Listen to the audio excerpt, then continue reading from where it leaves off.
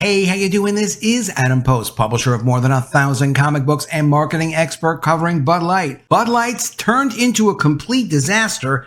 This is the strategy lesson from the Bud Light fiasco. Let's get into the story. Before we do, please be sure you are subscribed to the channel. Click the bell for notifications. Give me a thumbs up. I really appreciate you. I'm trying to get to 30,000 subscribers, so if you can subscribe, please do subscribe. The strategy lesson from the Bud Light fiasco. Don't turn fault lines into fissures. So don't make a division, don't make a problem into a disaster. Great article. Let's get into it. The Bud Light fiasco. As most of the world knows by now, the fiasco started on April 1st, 2023, when Dylan Mulvaney uploaded a Bud Light sponsored post on Instagram in which Dylan displayed a personalized Bud Light can of beer that Bud Light had sent Dylan with Dylan's face on it to celebrate Dylan's first anniversary of Dylan's transgender transition. And presumably, but not necessarily definitely, to be displayed in the sponsored post. Nobody really knows if Dylan Mulvaney was supposed to show that can with Dylan's face on it or not. I don't think that was supposed to happen. I think that wasn't intentional, because when there was market confusion as a result of showing that can, the Bud Light people didn't do anything about it. Bud Light sales immediately plummeted, leveling out, it seems, at least at a 30% year-over-year drop by volume, which is absolutely unheard of in any stable consumer goods category such as beer. By mid-July, Bud Light had lost market share leadership in the U.S. beer market, which it had held since 2001, to Modelo Especial, a brand owned by Constellation Brands, their competitor. It's a fiasco because parent Anheuser-Busch's reaction demonstrates it was a significant error. The CEO issued a semi-apology 2 weeks later, which actually seemed to anger all sides more. Another 2 weeks later, he placed the executives responsible for the Mulvaney advertising initiative, Group Marketing Vice President Daniel Blake, and Bud Light Marketing Vice President Alyssa Heinerschied, on leave of absence. And then on July 26, 2023, Anheuser-Busch announced a 2% layoff of U.S. employees due to the weak sales of Bud Light, the highest revenue brand in its entire portfolio. The 2% layoff is equivalent to around 380 people because they have 19,000 employees.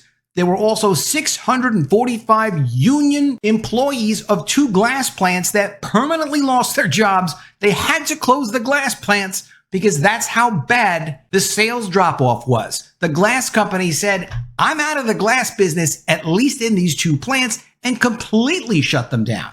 That's 1,000 employees laid off so far that we know of, but they still haven't laid off anyone at Anheuser-Busch who actually make the beer. There are 19,000 employees. If they've lost 30% of their market, you can imagine it's going to probably be in the thousands of people that they have to lay off. The Anheuser-Busch reaction makes it clear that the outcome was not intended. Bud Light hadn't intended to sacrifice 1/4 of its current customer base in order to build a new brand image, hence its definition as a fiasco.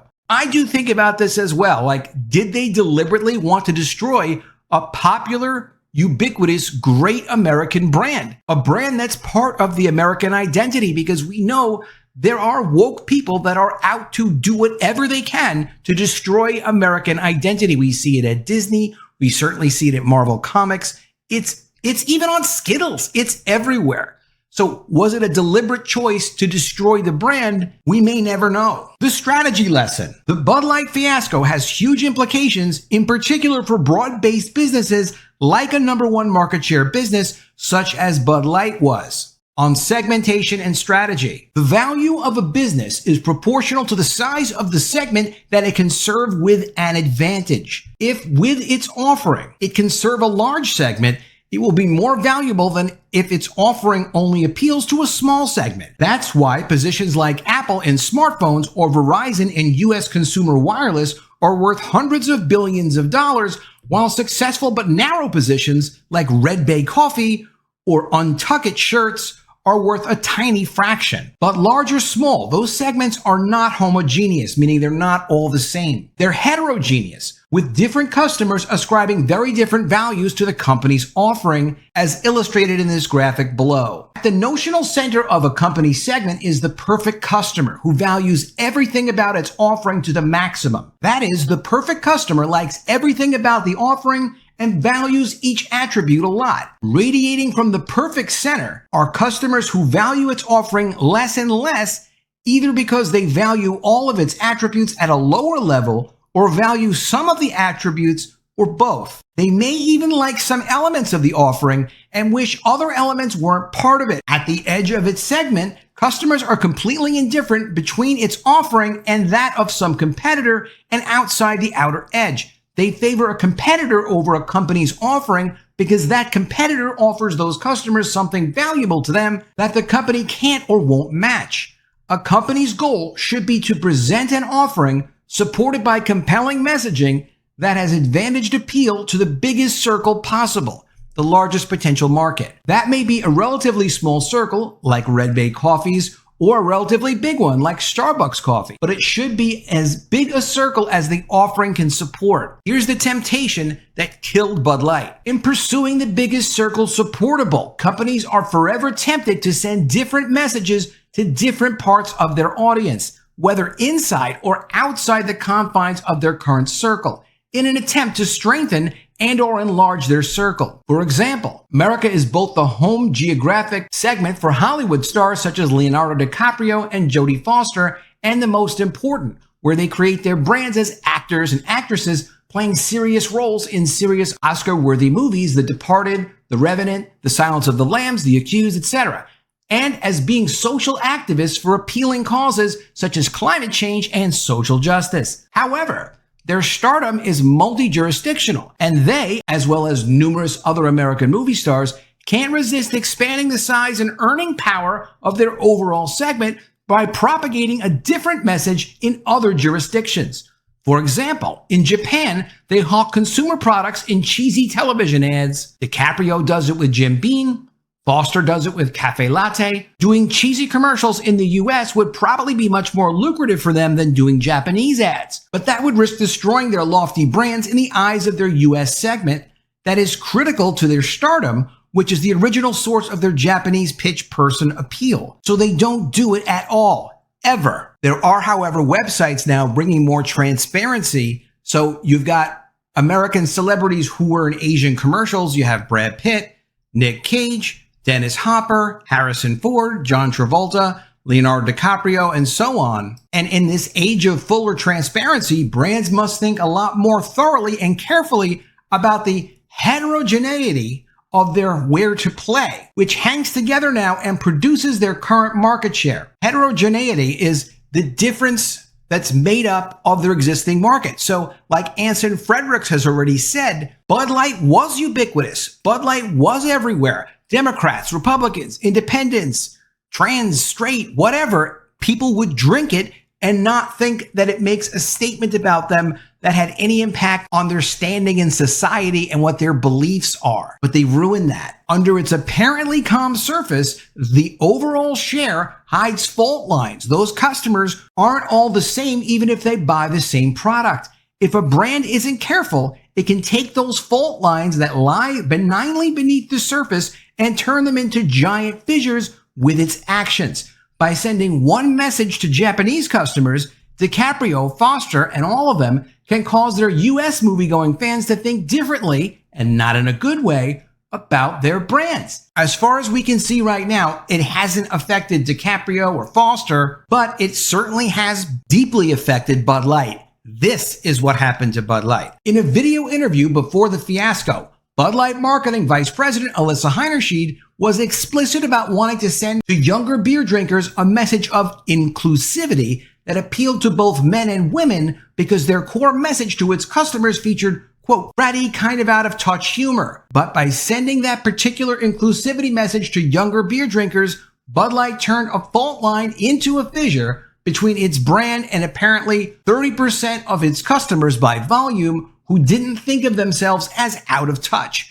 And the silly thing about that video interview is it had like a couple of hundred views. I don't think it even had 1,000 views. The world wasn't seeing that video. There was no reason for her to do that video except to either do someone a favor or out of vanity. The heterogeneity of Bud Light's customer base and the fault lines in that base were simply not considered. The naive idea, not an unusual one, but naive nonetheless, was that Bud Light could keep all its current customers and with this terrific new message could appeal to some new ones, whether light users or non-users. This kind of naivete has always been dangerous, but it's gotten a lot more so in this hyper-political and transparent world. Same thing happened with Marvel. They thought they could go ahead and do Captain Marvel and do what they've been doing with Ms. Marvel and basically destroy the Marvel brand. And the same thing they did with Star Wars, and that Disney could keep all their existing people and then bring in all these new people that would be brought in by all the diversity. Didn't work out that way. It's particularly challenging for broad-based companies, and it's going to get more challenging. The broader base the company, the bigger the brand, the greater the likelihood that you have different customers with different ideas and different values. Every company will have heterogeneity in its customer base, but a giant retailer like Target will likely have a greater level of that kind of diversity in its customer base than tiny LGBT-friendly clothing retailer Wildfang. Ultra-Right Beer was launched to woo disaffected Bud Light customers and seemed deliriously happy to hit the $1 million mark in sales. But that is 1/5,000th of the pre-Fiasco sales of Bud Light. With great size comes more dangerous and pronounced fault lines. That is why broad-based companies in particular need to thoughtfully understand the fault lines that run underneath the surface of their customer bases. They need it for proactive and reactive purposes. Bud Light is an example of a proactive instance. Bud Light initiated the Mulvaney campaign of its own volition. It wasn't put into an awkward position by outside forces. By not understanding its fault lines, it made a relatively huge misstep. But thorough understanding is also critical in reactive situations in which an interest group pressures the company to take a stand that turns a fault line into a fissure. That would be the case for Disney in its scuffle with the state of Florida. The company was pressured by its own Disney employees to take a stand that turned a fault line into a fissure. The modern company has to spend more time and effort on understanding the fault lines running through its customer base. You'll never be able to predict entirely how your customer base will react to any particular stimulus, whether proactive or reactive. But a question well worth asking before you take action is, are we turning a fault line into a fissure? It's a bit like the United States Geological Survey, the agency responsible for recording and reporting earthquake activity nationwide. It also maintains the National Seismic Hazard Model, which is the government's best attempt at providing advance warning of fault lines generating earthquakes. The goal should be to be as conscious and deliberate as possible about disturbing fault lines versus activating them accidentally, as with Bud Light. It's important because there is going to be more and more of this kind of pressure on companies. As is universally the case in business, the better you know your customers, the better chance you will have of success. As is always the case in business, the better you know your customer, the better off you'll be. Let me know what you think of all this in the comments below. Always love to see your ideas. Please be sure you are subscribed to the channel. Click the bell for notifications, give me a thumbs up, and I'll see you again soon with another video. And if I don't see you, I will miss you.